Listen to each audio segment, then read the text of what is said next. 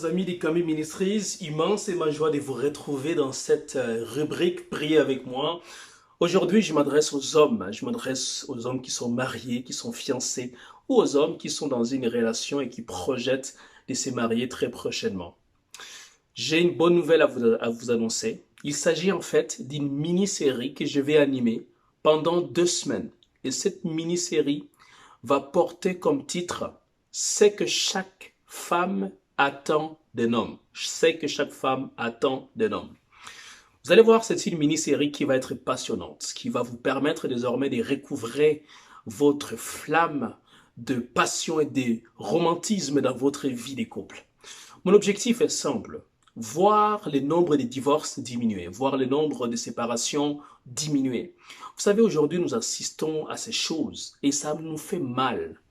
Des hommes et des femmes qui se sont mariés dans une atmosphère de joie et du jour au lendemain, terminer au tribunal dans un divorce, ça fait très mal. Voilà pourquoi nous ne pouvons pas assister passivement à ce genre de choses. Nous avons l'arme la plus puissante pour renverser la vapeur, ça s'appelle la prière. La prière, mes amis, elle est cette arme dont Dieu nous a donnée afin que nous puissions renverser la tendance fâcheuse qui est en train de toucher la plupart des couples. Aujourd'hui, je vous parle notamment de la 10e chose que chaque femme attend d'un homme. Vous allez voir, nous allons aller dans l'ordre décroissant. 10, 9, 8, jusqu'à la première chose que la femme attend, que chaque femme attend d'un homme.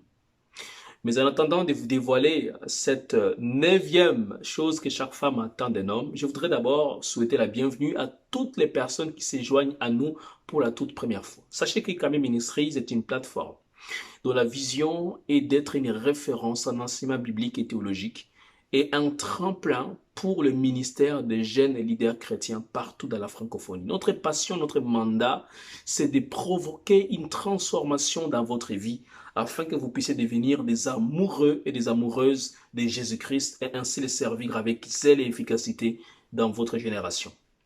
Venons-en maintenant à la 10e chose que chaque femme attend d'un homme. Messieurs, mon frère, vous désirez connaître cette chose-là? Eh bien, c'est la fidélité. Qu'est-ce que j'ai dit? Fidélité. La fidélité pour une femme, c'est lorsque son mari pense seulement et seulement à elle. Lorsque dans le cœur de son mari, il n'y a pas 2 femmes. Lorsque sur le trône de son mari, il n'y a pas 2 femmes. Il y a une seule femme, celle qu'il a mariée. La fidélité, c'est lorsqu'un homme est constant dans son affection et dans son romantisme vis-à-vis de son épouse. La fidélité, c'est lorsque une femme peut compter sur son mari pour pouvoir l'aimer et c'est peu importe ce qui peut arriver. Un homme fidèle, c'est un homme qui est lié par ses promesses. Et justement, venons-en aux promesses. Nous les hommes, nous faisons tellement de promesses à nos épouses. Mais malheureusement, nous sommes rares, ces hommes-là, qui tiennent leurs promesses. Je vais vous faire une confidence. Ne les dites pas à mon épouse. Je me rappelle que ça fait longtemps que je lui ai promis de l'amener dans un restaurant qu'elle aime beaucoup. Mais ça fait longtemps que je ne l'ai pas fait. Alors vous comprenez que vous n'êtes pas les seuls qui avaient besoin de prière. Moi-même, j'ai besoin de prière.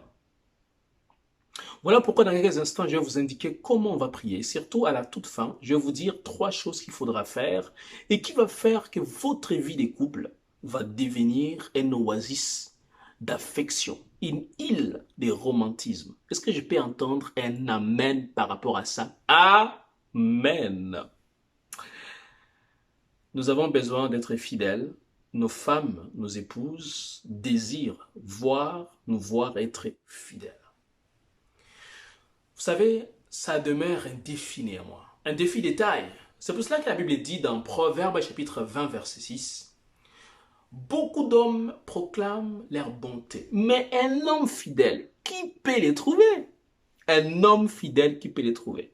Alors vous comprenez qu'il ne s'agit pas d'une affaire que vous allez résoudre par vos propres forces. Il s'agit d'une affaire où vous allez associer impérativement Dieu. Parce que sans Dieu, vous ne pouvez pas être fidèle. Je vous garantis, hein, vous aurez de la difficulté à demeurer fidèle. Dans vos pensées, dans vos paroles, dans vos actions, dans vos réactions. Il faut que le Saint-Esprit vienne dans votre vie, change votre vie, que Jésus-Christ vienne transformer votre vie.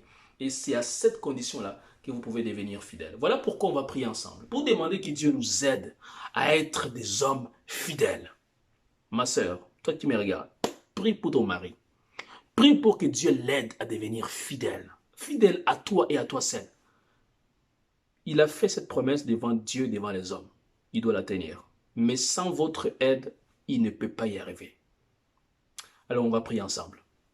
Mon frère, on va prier ensemble pour que Dieu t'aide, Dieu m'aide, qu'on demeure fidèle et c'est peu importe ce qui arrive.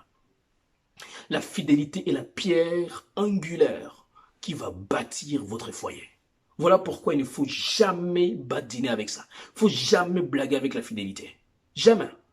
Parce que c'est la chose que l'ennemi combat férocement. Il veut voir des couples se déchirer. Il veut voir des familles être détruites. Il veut voir des enfants partir, chacun dans son chemin. C'est ce que l'ennemi veut voir. C'est ce que le diable souhaite voir. Mais ce ne sera pas votre cas au nom de Jésus. Je déclare que votre vie va être radicalement changée à la fin de cette mini-série sur les 10 choses que chaque femme attend d'un homme. Est-ce qu'on peut prier en attendant? Et après, je vous donne 3 choses à faire qui vont vraiment changer radicalement les cours de votre vie de couple. Prions ensemble. Seigneur, nous voulons te dire merci. Éternel, nous réalisons que nous ne sommes pas fidèles. Parfois, nous avons péché par nos paroles, par nos pensées, par nos actions. Nous avons fait tellement de promesses à nos épouses, mais nous ne les avons pas tenues. Oh Seigneur, nous te demandons de nous pardonner. Je prie pour mon frère qui me regarde. Seigneur éternel, interviens dans la vie de mon frère. Touche sa vie, transforme son existence. Esprit de Dieu, descends dans sa vie et change sa vie au nom de Jésus. Je prie que tu donnes à mon frère la force de devenir désormais fidèle à sa femme. Crée dans la vie de mon frère qui me regarde de vouloir et de faire selon ton bon plaisir. Qu'il devienne désormais un homme sur qui sa femme va compter. Dans le nom de Jésus de Nazareth. Je commande à cette force des ténèbres qui a commencé à l'éloigner de la fidélité et à l'amener vers l'infidélité, notamment dans ses pensées. Je prie que cette force des ténèbres lâche prise au nom de Jésus de Nazareth.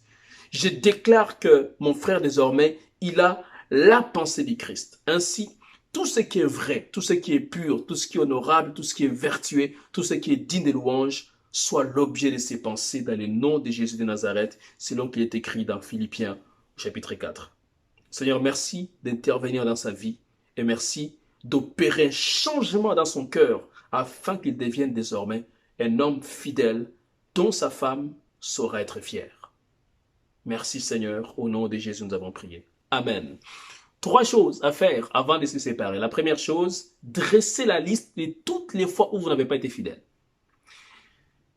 La fois où vous n'avez pas amené votre épouse au restaurant, vous lui avez promis pourtant de l'amener au restaurant. Vous lui avez promis de l'amener dans un voyage. Ça fait longtemps. Alors vous avez oublié. Faites-le s'il vous plaît. Vous avez promis à votre femme de l'amener dans un hôtel pour passer une nuit avec elle. Oubliez un peu la maison, oubliez un peu les lits et passez du temps avec elle, juste avec elle. Mais depuis que vous lui avez fait cette promesse-là, ça fait longtemps. Dressez la liste de toutes les fois où vous n'avez pas été fidèle. Ensuite, allez voir votre épouse. Deuxième chose, demandez pardon. Dis chérie, je demande pardon. Vous voyez les problèmes avec nous les hommes? On a du mal à demander pardon. Je ne sais pas pourquoi. Est-ce que c'est une tradition?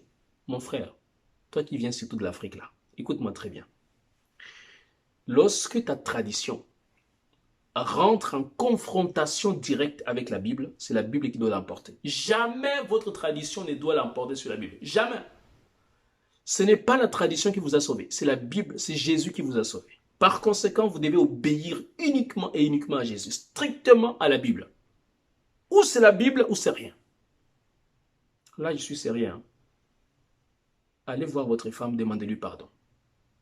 Troisième chose, prenez-la dans vos bras, priez ensemble. Cette prière va ouvrir les écluses des cieux. Cette prière va transformer votre vie de couple. Désormais, vous allez voir Dieu, ce qu'il va faire dans votre vie. Ne perdez pas votre temps avec des aigreurs, récriminations, accusations. Ne perdez pas votre temps. Allez demander pardon à votre épouse. Priez ensemble et Dieu va opérer un miracle dans votre vie. Et vous allez être agréablement surpris. Demain, je vous parle de la 9e chose que chaque femme attend d'un homme. Ne ratez pas ça. Ça va être époustouflant, passionnant, confrontant, mais intéressant. Alors n'oubliez pas de laisser un commentaire ou d'aller sur notre chaîne YouTube, Kambi Ministries, et d'activer la cloche d'abonnement. Et cela va vous permettre d'être au courant en avant-première de toutes les publications que nous faisons régulièrement. Alors on se dit à très bientôt. Ciao.